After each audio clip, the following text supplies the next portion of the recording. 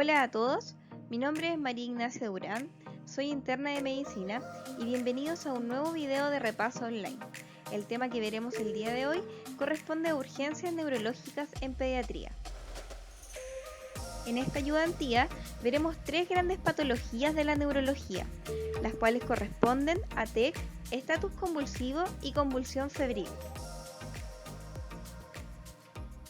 Comenzaremos viendo el traumatismo encefalocraneano.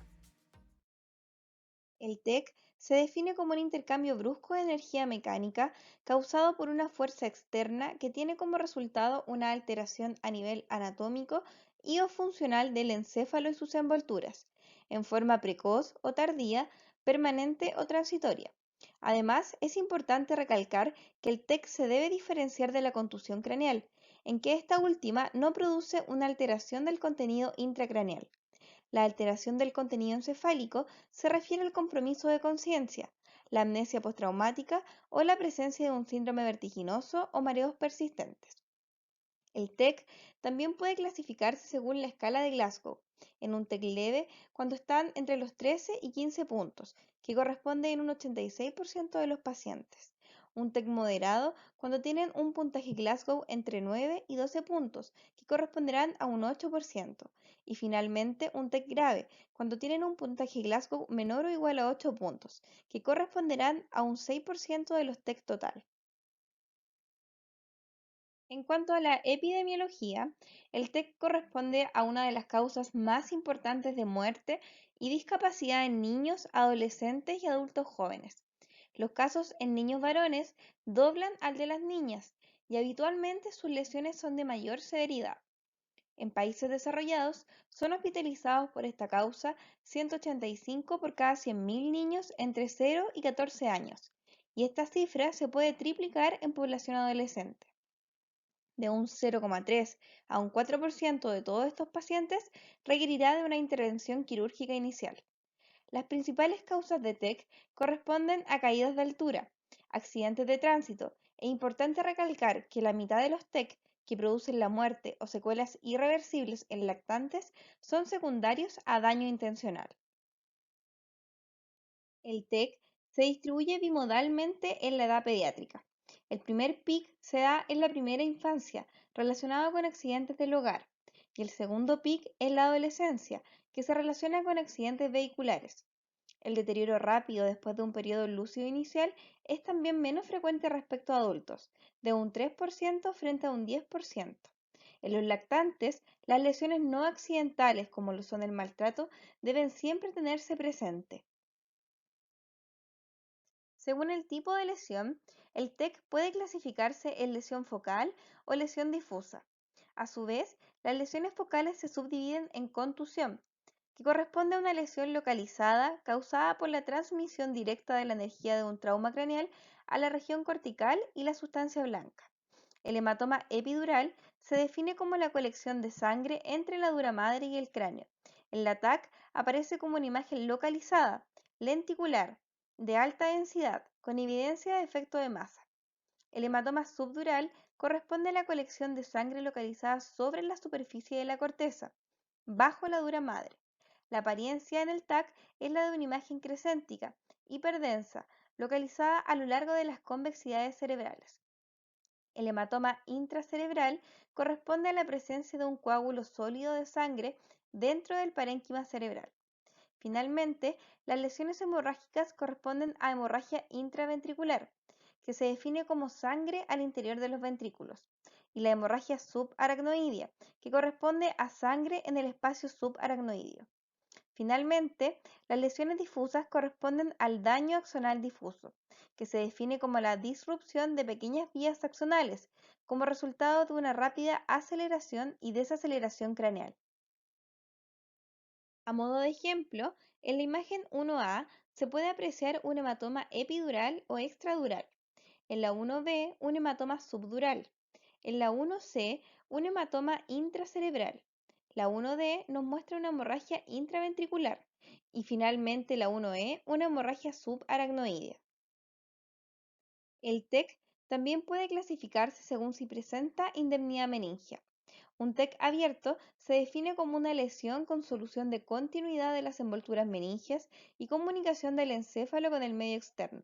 Por otro lado, un TEC cerrado corresponde a una lesión sin comunicación del encéfalo con el exterior. Finalmente, también puede clasificarse según el tipo de fractura, en un TEC con fractura de base de cráneo o en un TEC con fractura de bóveda craneal. En cuanto a la fisiopatología, esta se divide en dos, en una lesión cerebral primaria y en una lesión cerebral secundaria.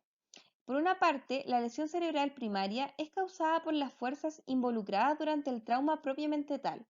Este fenómeno implica la desconexión efectiva de la corteza y el tronco, con el consecuente compromiso de conciencia. La injuria primaria es imposible de revertir, pues las neuronas no se regeneran una vez dañadas o muertas, por lo que solo la prevención primaria es efectiva en este contexto. Por otra parte, la lesión cerebral secundaria le sigue y es consecuencia de la lesión primaria. Se produce por hipoxia, hipoperfusión, pérdida de la autorregulación cerebral, hipermetabolismo, alteración de la regulación de la glucosa, convulsiones, estatus, entre otras. El manejo de la lesión intracraneana está dirigida a prevenir o minimizar el impacto de estos insultos secundarios. Existen particularidades en el TEC pediátrico respecto al de adultos, pues en la edad pediátrica el desarrollo del cráneo y su contenido definen los tipos de lesiones más frecuentes. En los lactantes, el mayor tamaño de la cabeza y la debilidad de los músculos del cuello determinan que este grupo tenga mayor riesgo de lesiones provocadas por mecanismos de rotación y aceleración y desaceleración. La capacidad elástica del cráneo y las suturas abiertas predisponen a que la hemorragia cerebral progrese sin signos evidentes, provocando finalmente un shock hemorrágico. Además, el alto contenido de agua y viscosidad del cerebro los hace más propensos a desarrollar un daño axonal. Existe un mayor grado de recuperabilidad en el tiempo en los niños, producto de la mayor plasticidad neuronal de sus cerebros en desarrollo. Referente a la clínica del TEC, la mayoría de estos pacientes tiene ausencia de síntomas y signos. Algunos pueden tener alteración del nivel de conciencia, signos neurológicos específicos del área cerebral dañada o alteración de las funciones vitales, entre ellas de la frecuencia cardíaca y la presión arterial. Importante recalcar la triada de hipertensión endocraniana, que corresponde a la combinación de vómitos, bradicardia e hipertensión arterial. Esta tabla corresponde a una comparación entre la escala de Glasgow para adultos y la escala de Glasgow modificada para lactantes. Los parámetros de la apertura ocular se mantienen igual en ambas escalas. Lo que cambia son los parámetros de la respuesta motora y la respuesta verbal. En cuanto al manejo de los pacientes con TEC, este se basa principalmente en la evaluación del ABCDE del trauma, la evaluación de los signos vitales para comprobar la indemnidad del tronco cerebral, una exploración neurológica, el nivel de conciencia, haciendo énfasis en que las variaciones en el nivel de conciencia son el mejor indicador de la intensidad del traumatismo y de la función general del cerebro. Evaluar también la función motora, la simetría y la reactividad de las pupilas y realizar el fondo de ojo, aunque hay que destacar que un fondo de ojo normal no descarta una hipertensión endocraniana de inicio reciente, ya que la instauración del papiledema puede tardar de 24 a 48 horas. En esta exploración además podemos detectar la presencia de hemorragias retinianas, que son sugestivas de maltrato en el lactante. Referente a los exámenes complementarios, en cuanto a la radiografía de cráneo, debido a que se ha evidenciado la posibilidad de lesión intracraneal sin la presencia de fractura y que la mayoría de las fracturas craneales no se asocian a un daño cerebral, se desaconseja la utilización de esta y solo se admite su uso en algunas situaciones clínicas que veremos más adelante. El TAC constituye la técnica de neuroimagen de referencia en el TEC. No obstante, esta técnica no siempre está disponible. Requiere una interpretación especializada, representa un alto costo económico y la exposición del paciente a altas dosis de radiación. Esto hace que su utilización quede restringida a una serie de situaciones clínicas con sospecha de lesión intracraneal. La resonancia magnética nuclear ve limitada su utilización por el tiempo requerido para una exploración, su elevado costo y un menor rendimiento para reconocer el sangrado agudo intracraneal frente al ataque. Como ventajas, no somete al paciente a radiación y posee un mayor rendimiento en el estudio de la fosa posterior, lesiones medulares y la detección de daño axonal difuso.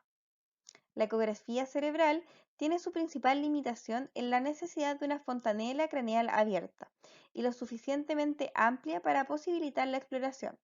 Es una técnica inocua y requiere de personal altamente especializado. Por último, la punción lumbar está contraindicada en los TEC, ya que el riesgo de herniación sobrepasa los beneficios que se pueden obtener con esta prueba. Las medidas terapéuticas y de control corresponden a la administración de fluidos y electrolitos, que se utilizarán en aquellos pacientes con presencia de náuseas y o vómitos. El uso de antibióticos solo está restringido a los pacientes con fractura basilar abierta. La analgesia, debido a que el dolor y la agitación aumentan la presión intracraneal. Debe tratarse con analgésicos no sedantes, es decir, paracetamol o AINES, para no interferir con la valoración neurológica.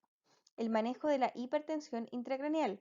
En algunos pacientes, especialmente los que tienen TEC grave o moderado, pueden ser sometidos a medidas especiales para el manejo de esta. Se debe mantener la euvolemia y la normotensión, con un objetivo de presión de perfusión cerebral mayor a 60. El tratamiento de la presión intracraneal debe iniciarse cuando la PIC alcanza los 20 a 25 milímetros de mercurio. El manitol o el suero salino hipertónico son dos opciones terapéuticas válidas para disminuir la PIC. Algunas indicaciones de intubación corresponden a un Glasgow menor a 8 puntos, traslado a otro centro y la pérdida de reflejos protectores de la vía aérea. Debido a que los lactantes tienen un mayor riesgo de lesión intracraneal, se propone la diferenciación de los pacientes en dos grandes grupos, en función de que sean mayores o menores de 2 años. Comenzaremos viendo los pacientes mayores de 2 años. Un grupo de bajo riesgo de lesión intracraneal corresponde a aquellos con un mecanismo de baja energía de producción del TEC, asintomáticos y con un examen físico normal. En este caso, si existen garantías de observación por adultos durante 48 horas, la indicación será el alta a domicilio. El grupo de riesgo intermedio de lesión intracraneal corresponde a aquellos pacientes con un Glasgow de 13 o 14 puntos mantenidos por más de 2 horas, más de un episodio de vómitos, amnesia postraumática, cefalea intensa o un mecanismo violento de producción. En este caso, tendremos dos alternativas: la realización inmediata de un TAC cerebral o la observación por 24 a 48 horas. Si los síntomas persisten o existe un empeoramiento de los síntomas, podremos realizar un TAC cerebral. Finalmente, el grupo de alto riesgo de lesión intracraneal corresponde a aquellos pacientes con una disminución de la conciencia, es decir, un Glasgow menor a 13 en cualquier momento, focalidad neurológica, convulsión postraumática, signos de fractura deprimida, lesión penetrante, fractura de la base o pérdida de conocimiento superior al minuto. En este caso, la indicación es realizar un TAC cerebral. Si se detecta alguna lesión intracraneal o fractura de la base, interconsulta con neurocirugía. Por otra parte, en los menores de 2 años estaremos ante la presencia del grupo de bajo riesgo de lesión intracraneal en aquellos que tengan un mecanismo de baja energía, estén asintomáticos y tengan un examen físico normal. En este caso, la indicación es que si tienen garantías de ser observados por adultos durante 48 horas, podemos indicar el alta a domicilio. El grupo de riesgo intermedio se divide en dos: en aquellos por mecanismos traumáticos significativos, que se refieren a aquellos pacientes con un mecanismo de alta energía, colisión con vehículo, caída desde más de 50 centímetros, impacto con objeto romo y pesado, presencia de cefalomatoma o traumatismo no presenciado con posible mecanismo significativo. En este caso, la indicación será realizar una radiografía de cráneo y observación hospitalaria por 4 a 6 horas mínimo.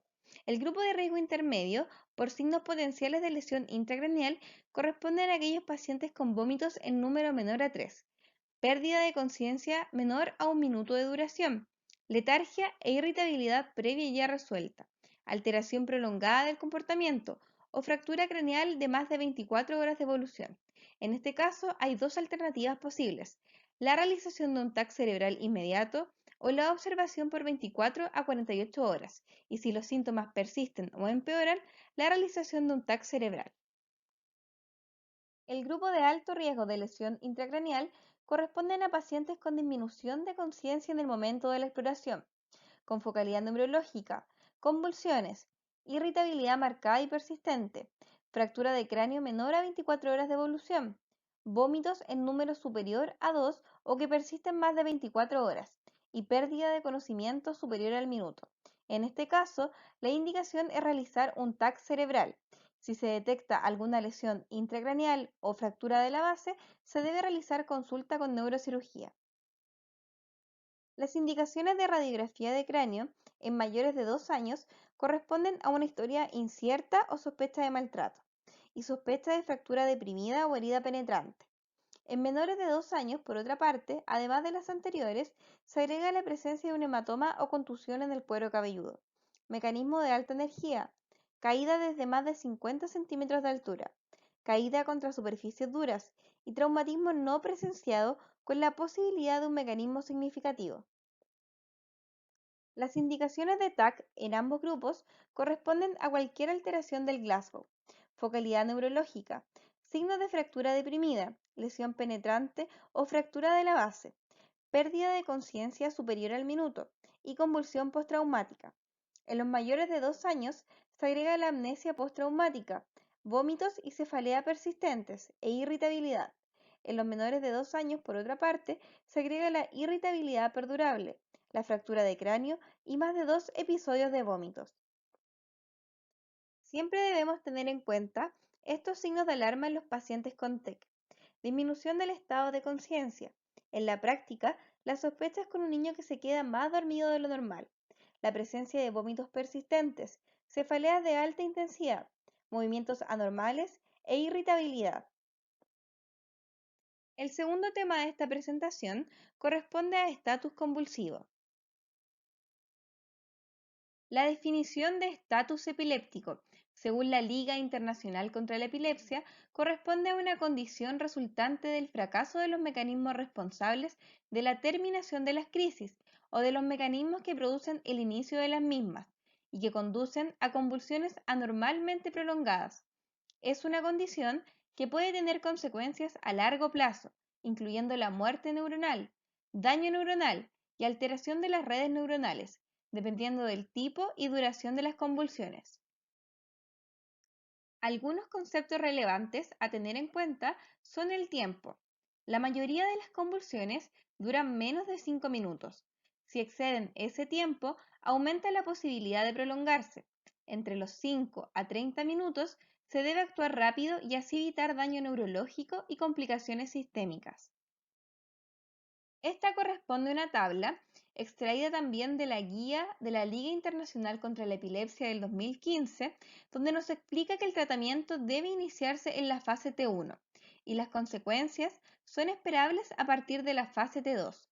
Por ejemplo, en un estatus epiléptico tipo tónico-clónico, el tratamiento debe iniciarse a los 5 minutos y las consecuencias esperadas aparecen a los 30 minutos. Por otra parte, en un estatus epiléptico focal con pérdida de conciencia, el tratamiento debe iniciarse a los 10 minutos. Las consecuencias aparecerán a los 60 minutos.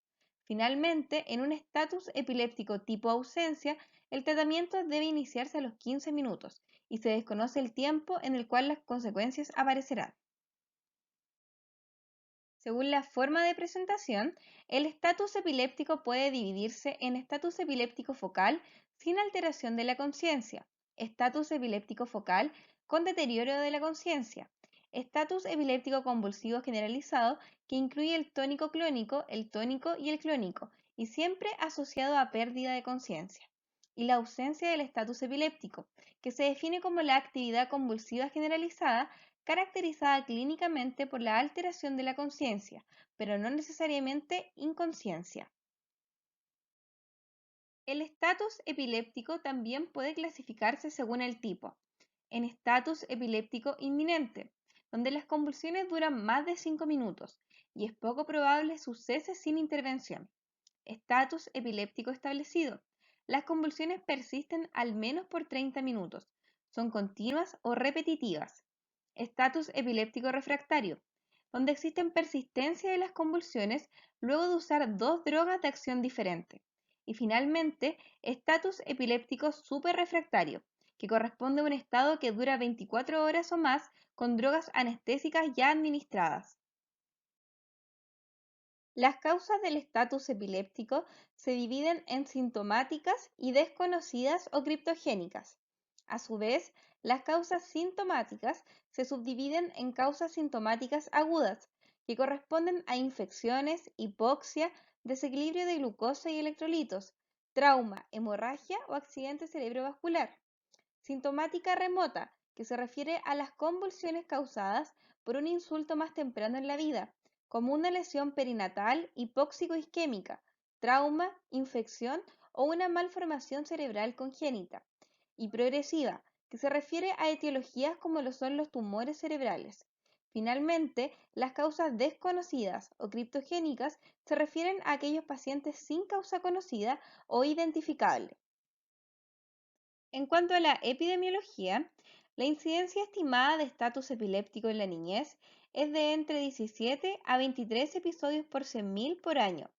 La mayor incidencia es en el primer año de vida. El estatus epiléptico febril es la etiología más común.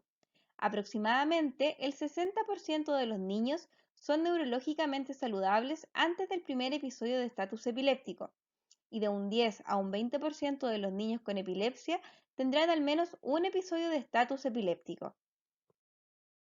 El estatus epiléptico ocurre debido a la falla de los mecanismos normales que limitan la propagación y la recurrencia de las convulsiones aisladas. La falla ocurre porque la excitación es excesiva y o la inhibición es ineficaz. Múltiples mecanismos probablemente están involucrados.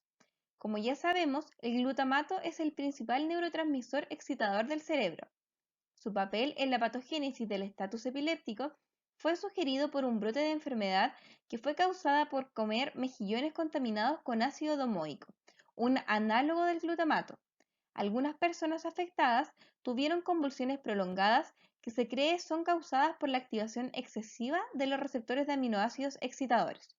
Por otra parte, GABA es el principal neurotransmisor inhibitorio del cerebro, y los antagonistas de sus efectos o alteraciones en su metabolismo en la sustancia negra pueden contribuir al estatus epiléptico. En un modelo de rata, por ejemplo, la tasa de síntesis de GABA en la sustancia negra disminuyó significativamente durante un estatus epiléptico inducido. En cuanto al manejo de estos pacientes, nos basaremos en la Guía de la Sociedad Americana de Epilepsia, publicada el año 2016. Este corresponde al algoritmo de manejo del estatus convulsivo. Iremos analizando cada paso más detalladamente. La primera fase del algoritmo corresponde a la fase de estabilización, que se da entre los 0 y 5 minutos. Esta incluye la estabilización del paciente, la monitorización de signos vitales y la toma de exámenes. Posterior a la fase de estabilización, se debe evaluar si el paciente continúa convulsionando.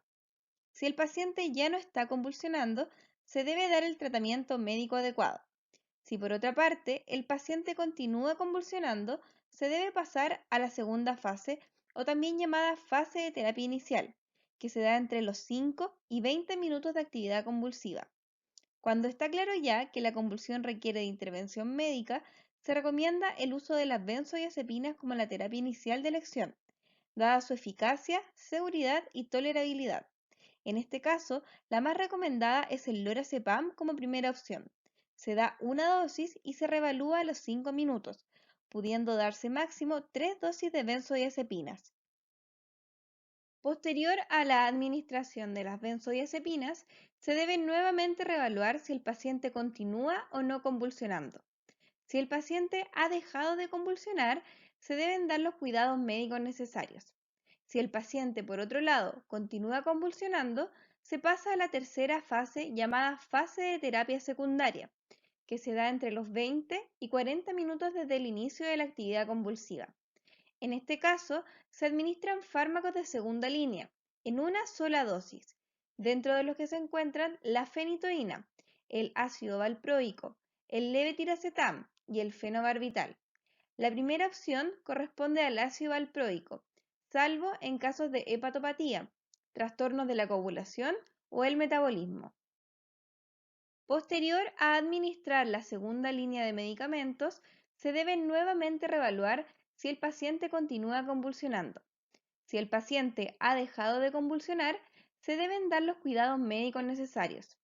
Si el paciente, por otro lado, continúa convulsionando, se pasa a la última fase o también llamada tercera fase de terapia, que es cuando el paciente lleva más de 40 minutos de actividad convulsiva. En este caso hay dos opciones: repetir la fase de terapia secundaria que vimos en la diapositiva anterior o la administración de fármacos anestésicos, entre ellos el midazolam, tiopental o propofol, todo con monitoreo continuo de electroencefalograma. Las tasas de mortalidad reportadas en estatus epiléptico en niños varían entre el 3 y el 9%. La etiología subyacente es el principal predictor de mortalidad. En cuanto a la morbilidad, las secuelas neurológicas del estatus epiléptico incluyen los déficits motores focales, el retraso mental, los trastornos del comportamiento y la epilepsia crónica. Finalmente, los pacientes con estatus epiléptico criptogénico y aquellos con estatus epiléptico febril no tienen una mayor incidencia de convulsiones recurrentes u otras secuelas neurológicas. El último tema corresponde a convulsión febril. Los criterios generalmente aceptados para las convulsiones febriles incluyen una convulsión asociada con una temperatura elevada superior a 38 grados Celsius. Ocurre entre los 6 meses y los 5 años de edad. Existe ausencia de infección o inflamación del sistema nervioso central. Ausencia de anormalidad metabólica sistémica aguda, que puede producir las convulsiones, y no hay antecedentes de convulsiones afebriles anteriores. En cuanto a la epidemiología, las convulsiones febriles ocurren en aproximadamente del 2 al 4% de los niños menores de 5 años. Tienen una incidencia máxima entre los 12 y 18 meses y hay un ligero predominio masculino con una proporción estimada de hombre a mujer de 1,6:1. La recurrencia es de alrededor de un 30 a un 35%, de hasta un 50% en los primeros 12 meses y hasta un 90% en los primeros 2 años. Algunos factores de riesgo para la recurrencia corresponden a una edad temprana de inicio de la crisis, historia familiar de convulsiones febriles, fiebre relativamente más baja y breve duración entre el inicio de la fiebre y el comienzo de la convulsión.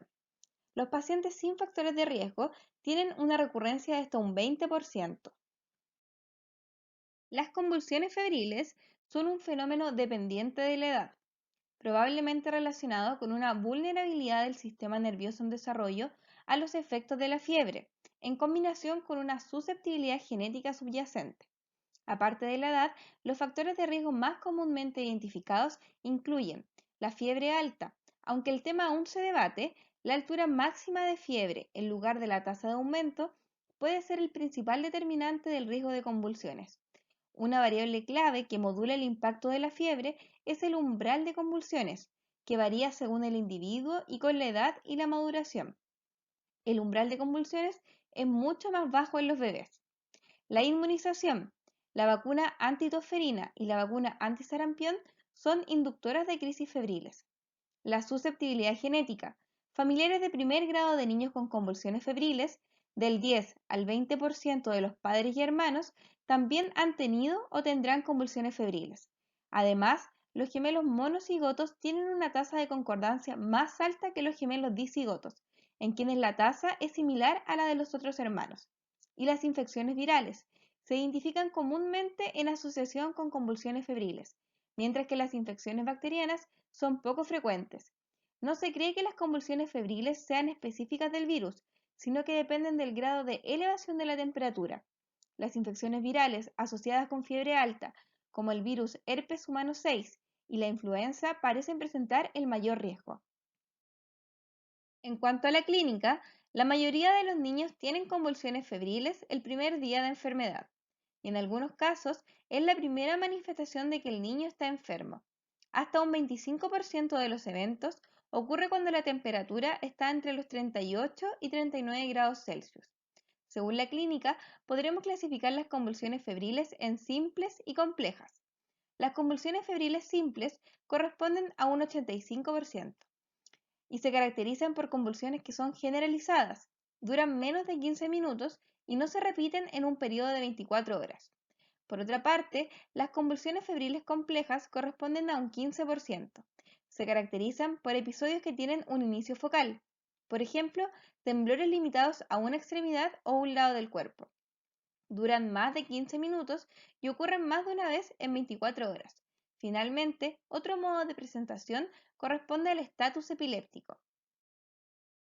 En cuanto a la anamnesis, los elementos claves del historial incluyen las características de la convulsión, la duración de la convulsión y la presencia de características focales, por ejemplo, temblores limitados a una extremidad o un lado del cuerpo. Si es posible, se debe entrevistar a un testigo de la convulsión. Un historial cuidadoso debe identificar cualquier condición médica o neurológica subyacente que aumente el riesgo del niño de infección grave o anormalidad estructural subyacente. La historia debe incluir una evaluación del estado de inmunización, antecedentes personales o familiares de convulsiones e historial de problemas neurológicos o retrasos en el desarrollo. Un examen físico y neurológico general debe incluir especial atención a los signos vitales, nivel de conciencia, presencia o ausencia de signos meningios, fontanela tensa o abultada, tono muscular, fuerza y movimientos espontáneos. La somnolencia posictal generalmente se resuelve en 5 a 10 minutos y en niños con buena apariencia, sin una fuente evidente de infección, la atención a los signos vitales anormales y hallazgos físicos como lo son la taquipnea o la hipoxemia, lesiones en la orofaringe o un exantema viral, pueden ayudar a identificar una etiología específica, que a menudo es viral. Referente a los exámenes complementarios, la punción lumbar solo se debe realizar en pacientes con signos o síntomas meningios, lactantes entre 6 y 12 meses, si el estado de inmunización es deficiente o indeterminado, y pacientes que se encuentren tomando antibióticos, porque el tratamiento con antibióticos puede enmascarar los signos y síntomas de meningitis. Otros laboratorios solo están indicados cuando el paciente tiene antecedentes de vómitos, diarrea e ingesta anormal de líquidos, o cuando existen hallazgos físicos de deshidratación o edema. En cuanto a la neuroimagen, como lo son el TAC o la resonancia, estos están indicados en niños con cabezas anormalmente grandes, con examen neurológico persistentemente anormal, particularmente con características focales o signos y síntomas de aumento de la presión intracraneal. Y finalmente, el electroencefalograma está indicado en pacientes con convulsiones complejas o presencia de focalidad. En cuanto al manejo, hay que destacar que la mayoría de las convulsiones febriles han terminado espontáneamente en el momento en que se evalúa al niño por primera vez. En tales casos, el tratamiento activo con benzodiazepinas no es necesario y el manejo de la fiebre debe realizarse sintomáticamente con antipiréticos.